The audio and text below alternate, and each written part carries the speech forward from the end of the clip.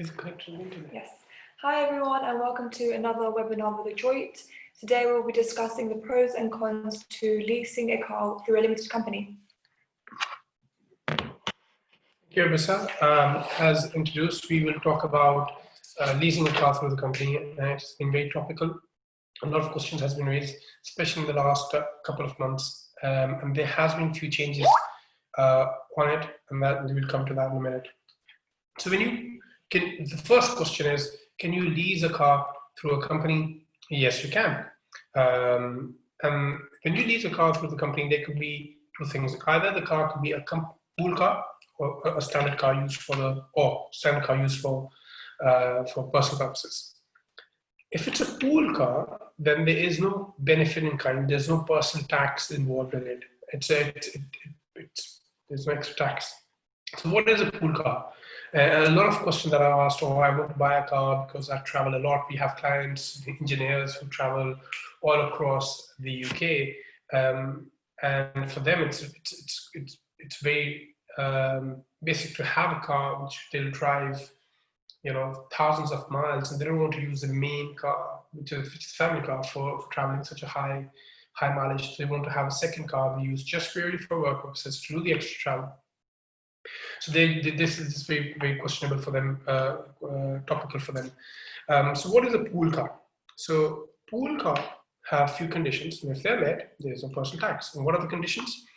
It is used by more than one employee, not ordinarily used by one employee for exclusive purposes, not normally kept at or near the employee home, and used only for business purposes, business journeys.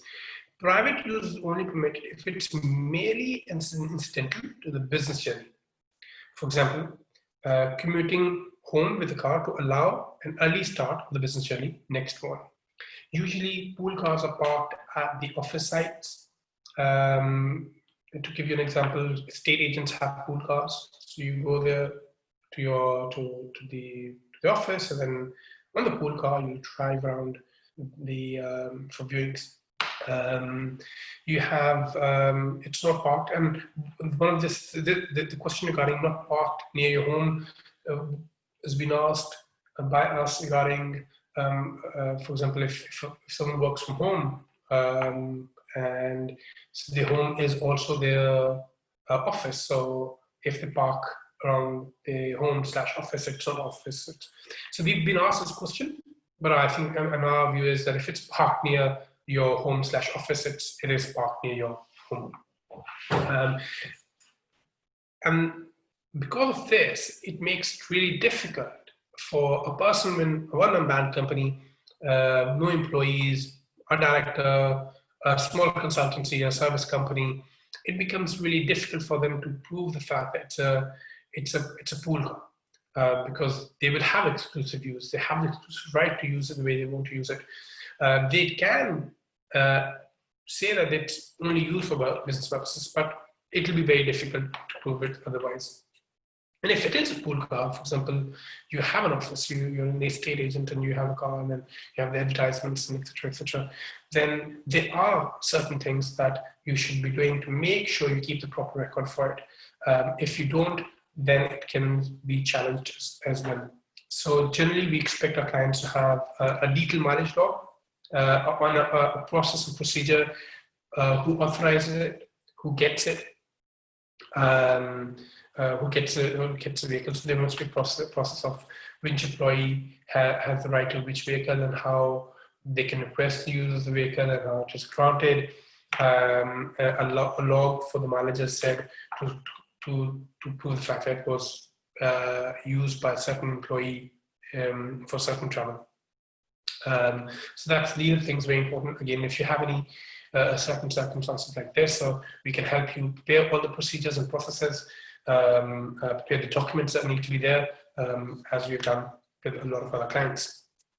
Now, that it's a small number of clients where this will qualify. We then come back to a question which is asked majority of the time, which is for their personal purposes. They want a car for personal reasons, for personal use. So can they lease a car through for themselves through the company? Yes, you can.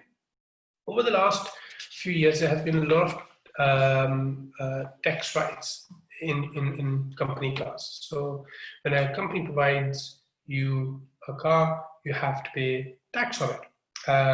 So the question is, what kind of tax? The tax that you have to pay is derived from is known as benefit in kind, and the benefit in kind tax has two implications. There's an employer NIC and the personal tax implication.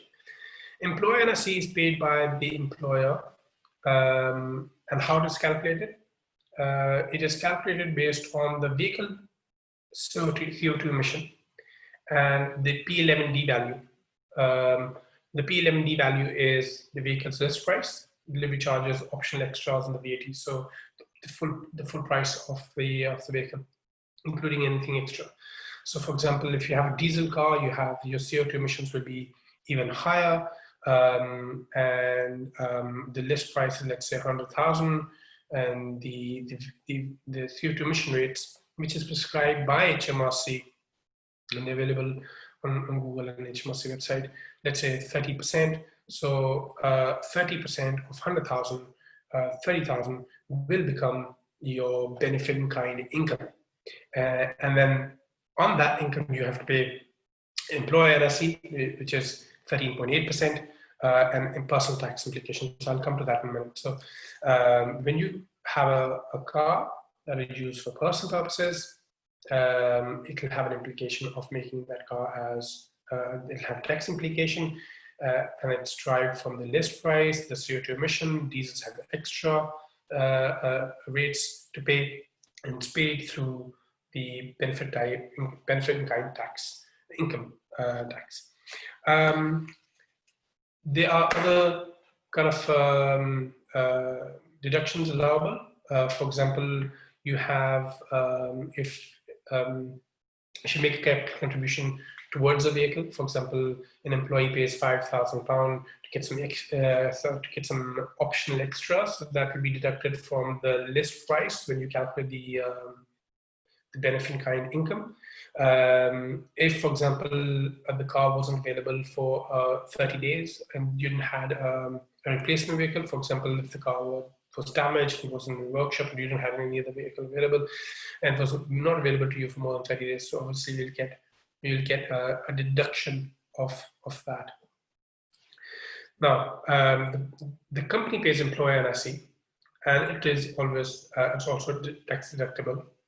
The personal tax implication is whatever the income value comes in.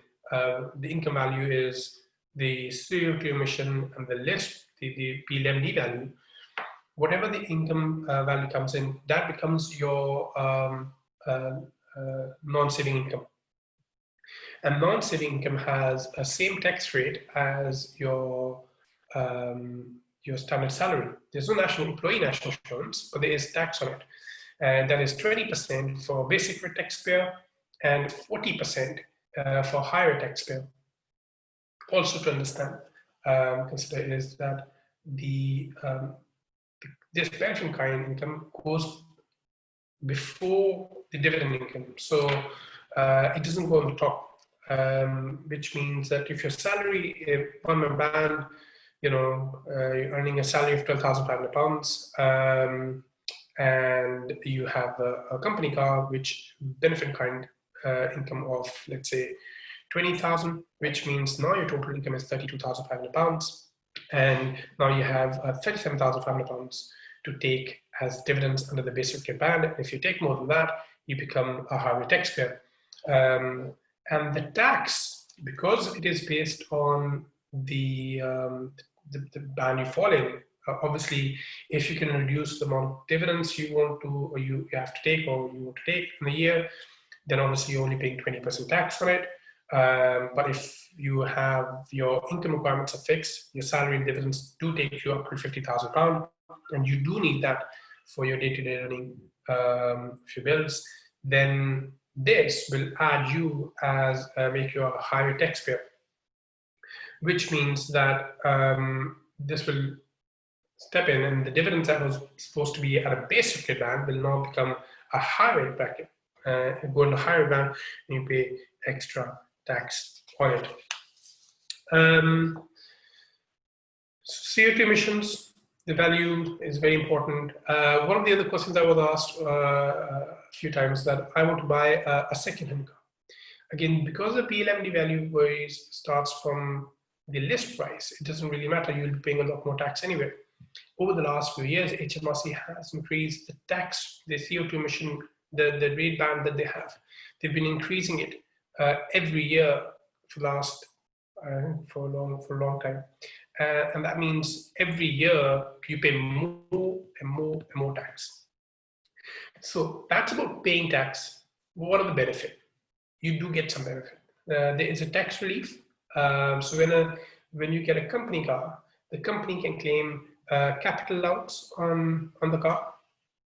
The way the capital allowance again works out depends on the CO2 emission of it.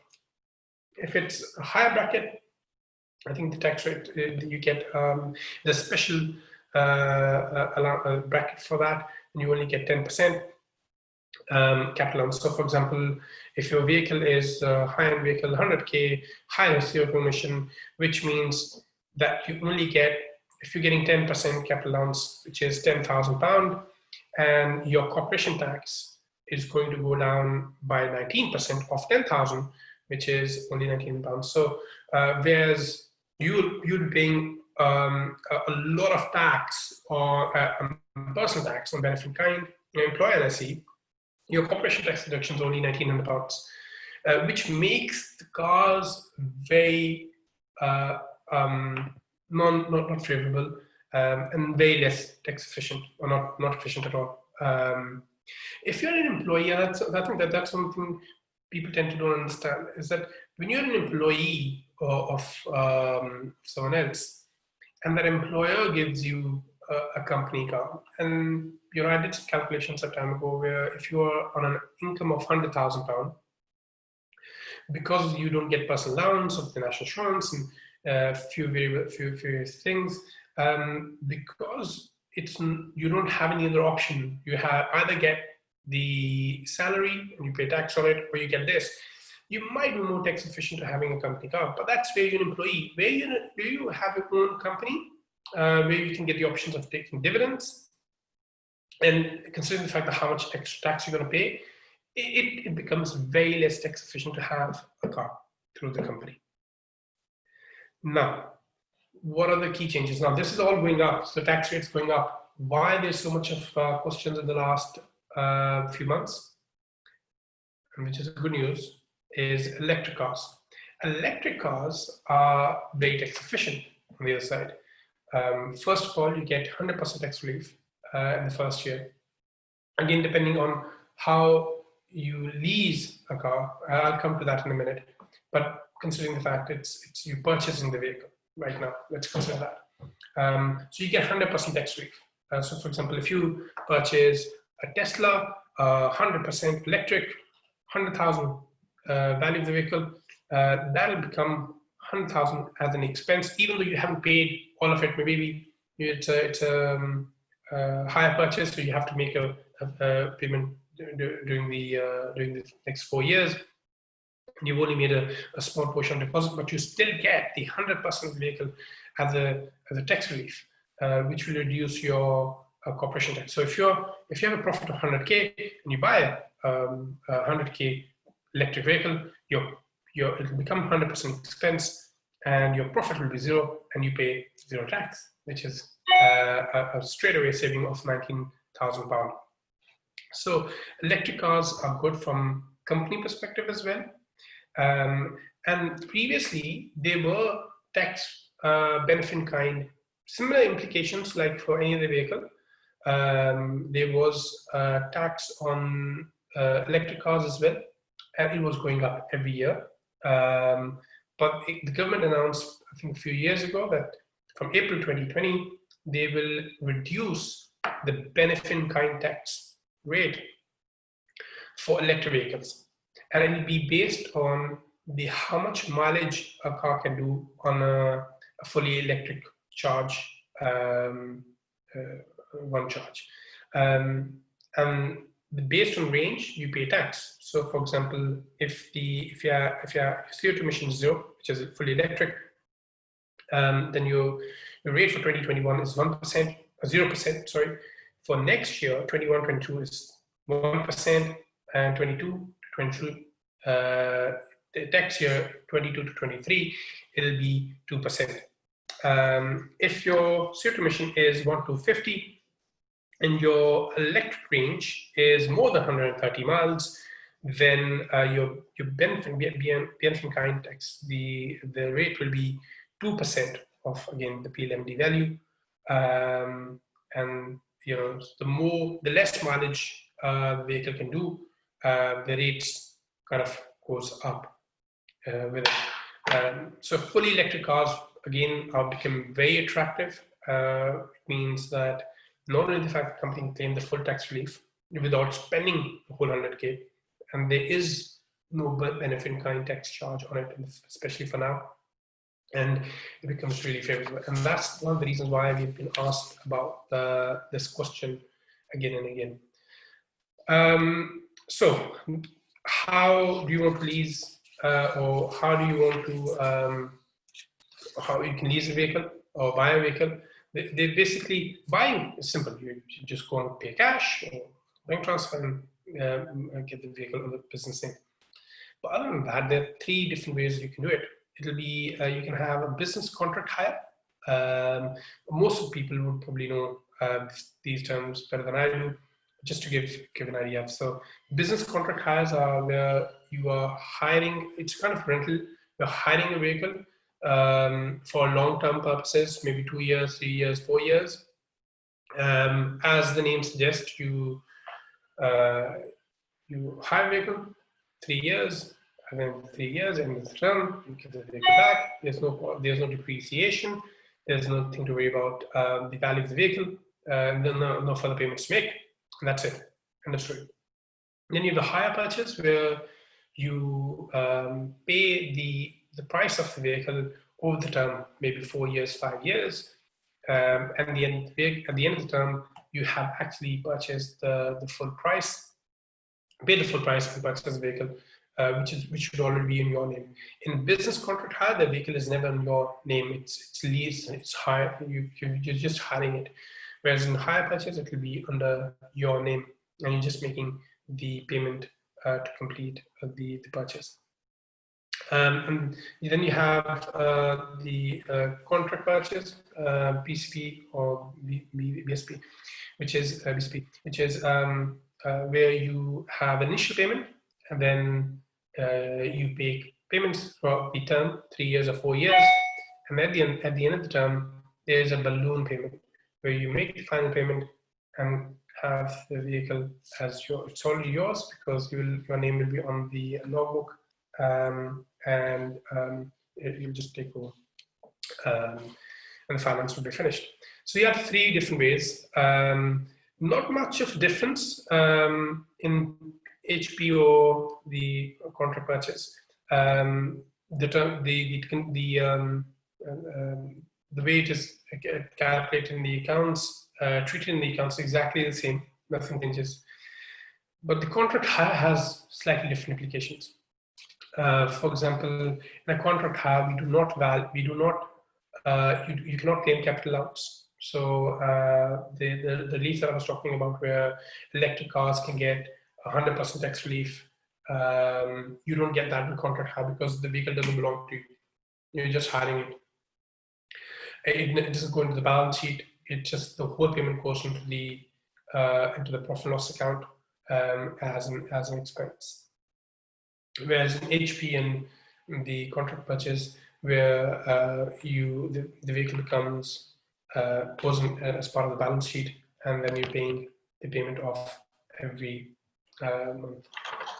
I'm just about to come into this question. I was going to talk about the VAT part, and one of our users have asked the question: is VAT reclaimable for electric car purchase?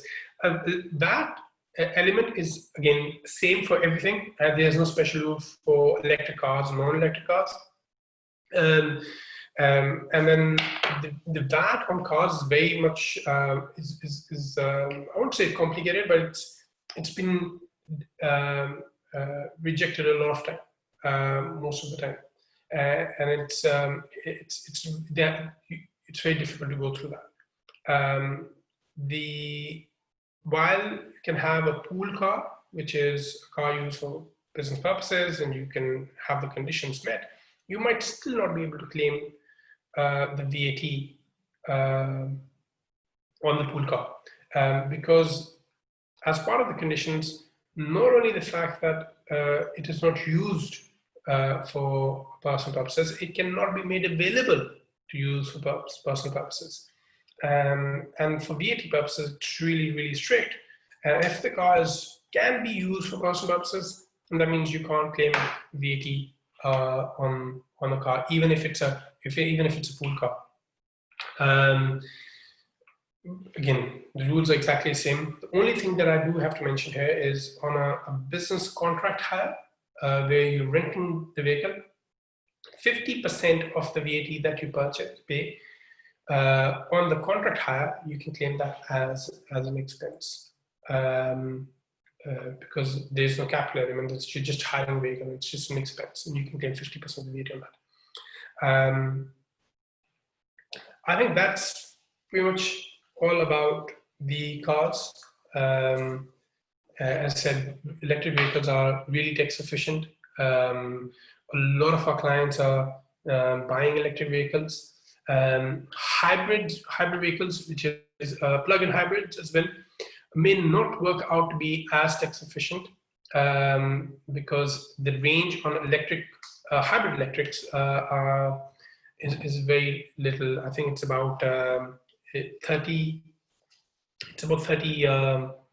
30 miles or less than 30 miles per charge, which means that your tax rate is going to be about 5 or 7%. Let me just quickly have a look how much it is. So if it's a plug-in hybrid with less than 50 grams of CO2 per kilometer, then if it does less than 30 miles on a range, then your CO2, then your rate is 14%, which isn't that bad, but it isn't the most tax efficient either, and not the most recommended one. Something that we have to look at. But electric vehicles definitely tax efficient, yeah, I think that's pretty much all we have to say about the vehicle. If you have any questions, feel free to ask now. If you want to check if there's any further questions. Oh, that's okay. If you have any further questions, please email us and we will get back to you. I will also be posting on all socials, just a quick review on everything we've spoken about today, so you can check back on socials in the next week. Thank you so much. Thank you, Bisa. Thank you very much, everyone. Be safe. Bye-bye.